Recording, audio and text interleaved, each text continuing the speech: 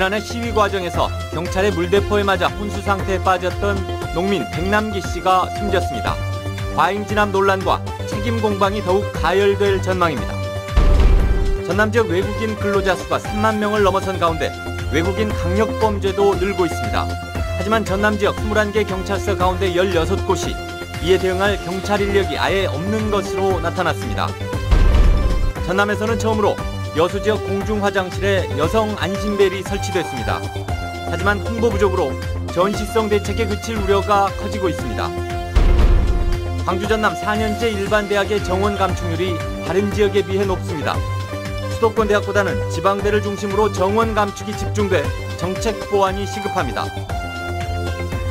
여러분 안녕하십니까? 일요일 밤 광주 전남 뉴스데스크 시작하겠습니다. 지난해 민중 총궐기 시위 도중 경찰이 쏜 물대포에 맞아 사경을 헤매던 보성 지역 농민 백남기 씨가 오늘 숨을 거뒀습니다. 사망 원인 규명과 책임자 처벌을 둘러싸고 특검 요구 등 야권의 더욱 강력한 대응이 예고되고 있습니다. 김인정 기자가 보도합니다. 전남 보성군 출신 농민 69살 백남기 씨가 오늘 오후 2시쯤 사망했습니다.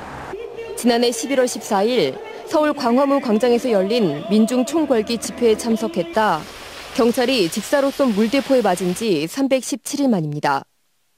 백 씨는 심각한 대뇌 손상 등을 입고 의식 불명 상태에 빠져 지금까지 서울대학교 병원 중환자실에서 약물과 인공호흡기에 의존해왔습니다. 백 씨가 사망하자 사망 원인 규명과 책임자 처벌을 둘러싼 논란도 가열되고 있습니다. 검찰이 지금까지 한 번도 수사를 제대로 하지도 않는 이런 상황에서 부검을 하겠다는 얘기를 하고 있습니다. 정말 이건 우리 국민들을 무시하는 처사가 아니고는 무엇이겠습니까? 대책위 측은 사망 원인이 분명한 상황에서 고인의 신체를 훼손하는 부검은 필요하지 않다고 반발하고 있지만 경찰에서 검시 협조가 들어왔고 검찰에서 부검을 검토하고 있다고 알려지며 병원 앞에서는 대치와 충돌이 이어졌습니다.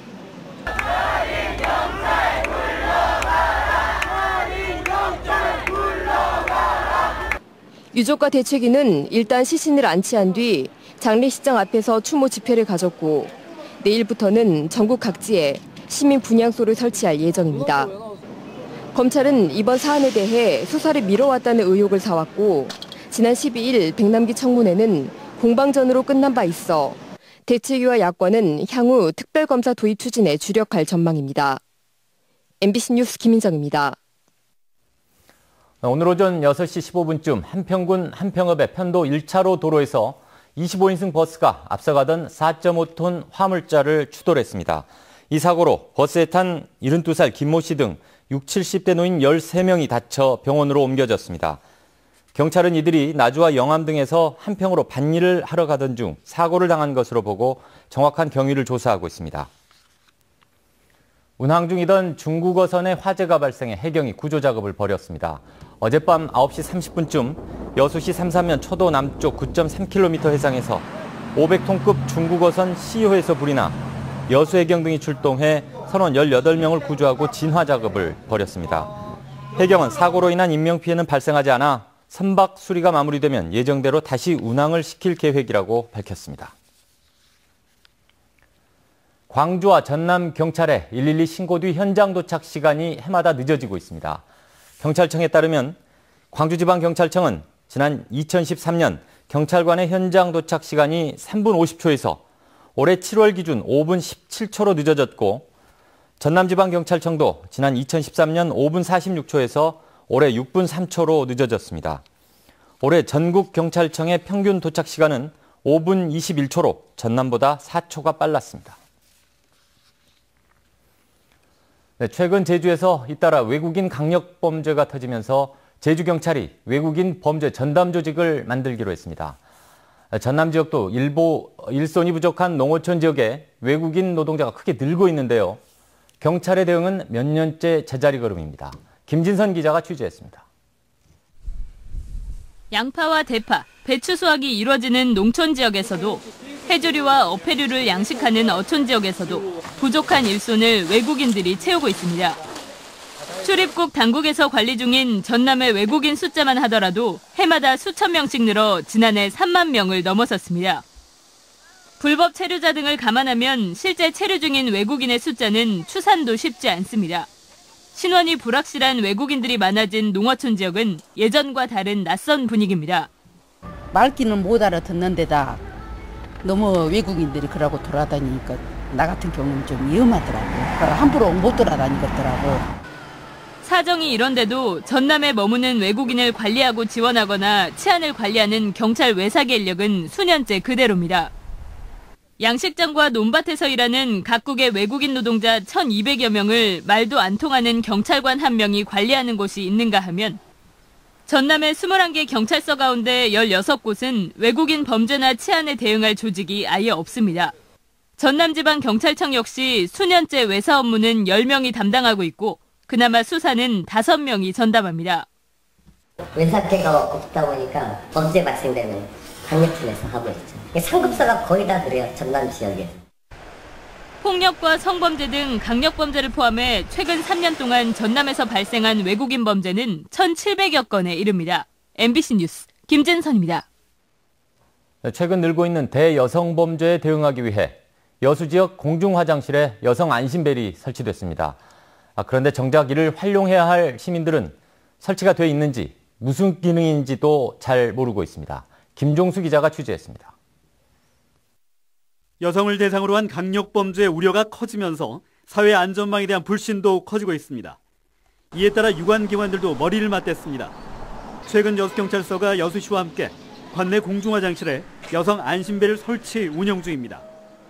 위급 상황 시 벨을 누르면 경찰 상황실로 바로 연결됩니다. 10분. 안심 비상벨 올렸습니다. 동문파출소 쪽입니다. 이번 달부터 본격 운영되고 있는 여성 안심벨은 여수 시내 공중화장실 43곳에 설치됐습니다. 아직은 특별한 신고 건수가 접수되지 않았는데 문제는 무엇보다 홍보 부족이었습니다. 화장실에서 벨을 울려 상황을 빠르게 전파하는 게 목적인데 이를 알고 있는 시민들은 드뭅니다. 혹시 여성 안심벨이라고 화장실에 설치되어 있는 거 들어보셨어요? 아니요. 오늘 처음 들어보셨어요? 네.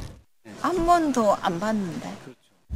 몰라요. 그러니까 이제 생소해서 비상벨이니까 위급할 때 눌리는 거 아닌가.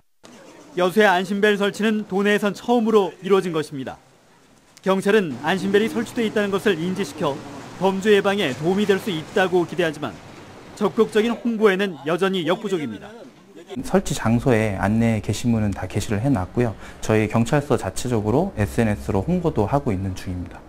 캠페인 같은 거 말씀하시는 거죠? 예, 검토해 보도록 하겠습니다. 사회 안전망 구축을 위한 대책이 자칫 전시성 대책으로만 그칠 우려가 제기되는 대목입니다. 당국의 안전 대책이 시민들의 안전이란 성과로 이어질 수 있도록 보다 실효성 있는 후속 조치가 아쉬운 실정입니다. MBC 뉴스 김종수입니다. 국제철인 3종 경기인 아이언맨 70.3 코리아 대회가 구례에서 열렸습니다. 전라남도와 구례군이 공동으로 마련한 이번 대회에는 31개 나라에서 800여 명의 철인 선수들이 참가해 섬진강과 지리산 자락을 따라 수영과 사이클, 마라톤 경기를 펼치며 인간의 한계에 도전했습니다. 이에 앞서 열린 아이언키드 코리아 대회에도 4개국 100여 명의 어린이들이 참가해 씩씩한 몸과 마음을 자랑했습니다. 광주 전남 4년제 일반대학의 정원 감축률이 다른 지역에 비해 높은 것으로 나타났습니다.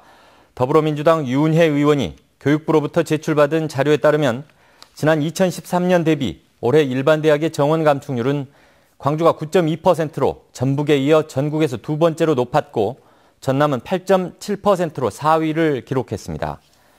주요 대학별 감축 정원은 조선대가 394명으로 광주 전남 지역에서 가장 많았으며 전남대 339명, 순천대 162명 등이었습니다.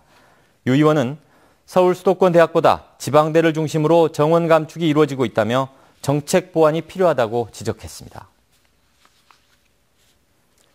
전남 지역 아파트 경비원과 미화원들이 간접 고용에 따른 고용 불안과 저임금으로 고통을 겪고 있는 것으로 나타났습니다.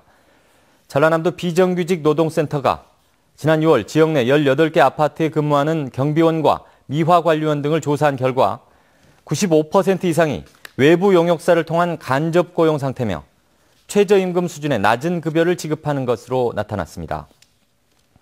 특히 경비원들은 본연의 업무 외에 택배 물품 수발과 수목관리, 쓰레기 분리수거 등은 물론 입주민들의 잔심부름 업무 등으로 업무 강도가 높다는 불만도 제기되어 있습니다.